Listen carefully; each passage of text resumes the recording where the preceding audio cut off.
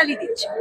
আমি জিজ্ঞেস করছি, যদি ভারতের সীমান্ত রক্ষা করার আমাদের কেউ নেই, যদি অন্য দেশের মানুষরা রোজে শয়ে শয়ে লাখে লাখে কোটি কোটিতে ঢুকে যাচ্ছে, যে আমাদের মা বোনদের উপর চোখ দিচ্ছে, আমাদের জমি কেড়ে নিচ্ছে, তা তোমার প্রথমেই তো অমিত শাহের মাথাটা কেটে তোমার টেবিলে দেওয়া উচিত। দেখুন, অমিত শাহ সম্পর্কে মহুয়া মৈত্র যা বলেছেন, এটা মূলত মানে একজনের না, মানে ওনাকে আপনি হিসাব মানে মানুষের হৃদয় থেকে ওনার নাম বাদ যাবে, এইটা বলতে গিয়ে ওই ধরনের বেঁচে এই বিষয়টাকে মানে টেকনিক্যালি যেটাকে বলা হয় সেটা হচ্ছে প্রতীকীমূলক বাক্য গঠনে কর্মধারয়, অব্যয় এবং সমাস এইটার প্রয়োগের একটা টেকনিক্যাল ত্রুটি।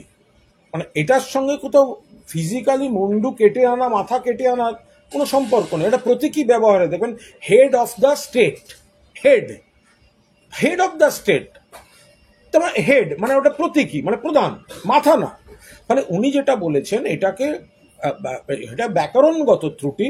এটা কোনো প্রতীকী প্রয়োগে কর্মধারায়, অব্যয় এবং সমাস এইটার একটা মিশ্রিত একটা প্রয়োগের ত্রুটি। এটাকে যদি আপনি সেইভাবে ব্যাখ্যা করতে যান, মহুয়া মৈত্র কখনোই ফিজিক্যালি সেই কথাটা বলেননি, এটাকে আপনাকে ওইভাবে ধরে নিতে হবে।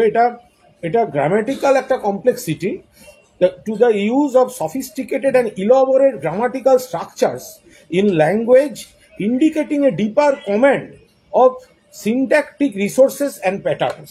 ফলে এর সঙ্গে কাউকে কোনো আক্রমণ করতে যাওয়া বা মাথা কেটে নেওয়ার সম্পর্ক। বিজেপি তো একটা গোষ্ঠীবাদী দল, তাদের ওপরে গোষ্ঠীদ্বন্দ্ব, কে দিলীপ বাবুকে বাদ দেবে, কে দিলীপ বাবুর সঙ্গে থাকবে, কে সুকান্ত বাবুর দিকে থাকবে, কে শুভেন্দু বাবুর দিকে থাকবে। আর পাড়ায় যেখানে কোথাও অর্ধেক জায়গায় বিজেপি নেই, আর যেখানে চারটে লোক আছে এদিক ওদিক থেকে যাওয়া, সেই তৎকাল বিজেপি আর আদি বিজেপির মারামারি।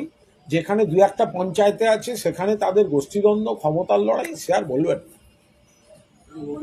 অধিকার রক্ষা সমিতির আগে বিজেপির মদতপুষ্ট একটা সংগঠন এই নবান্ন অভিযান করাচ্ছে, নবান্ন অভিযানে ডাক দেয়, তাহলে পুলিশের সঙ্গে ব্যাপক ঝামেলা। ও ঠিক আছে, ও তো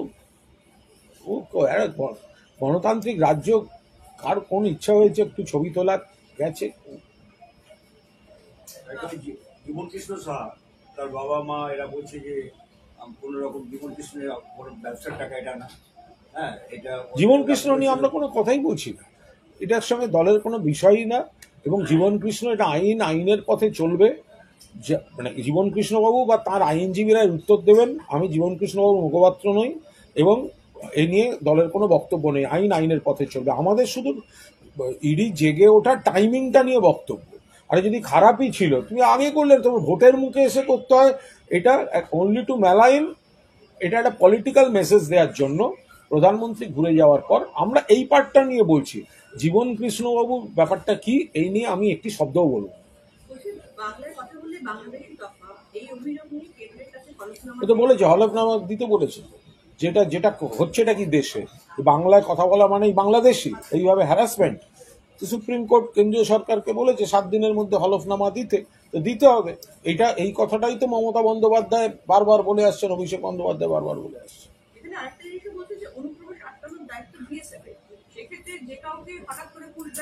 এটা তো আমরা রোজ বলি আমরা এই বিষয়টা। অনুপ্রবেশ, দেশের বর্ডারের দায়িত্ব কেন্দ্রীয় সরকারের, বিএসএফ বা অন্যান্য এজেন্সি।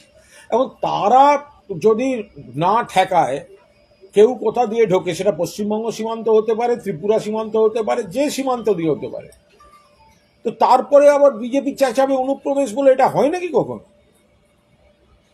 আরো ভালো ভালো খবর দেখতে সাবস্ক্রাইব করুন বাংলা হান্টের ইউটিউব চ্যানেল। বাংলা হান্টের আরো খবর দেখতে নজর রাখুন। বাংলা খবর মানেই বাংলা হান্ট।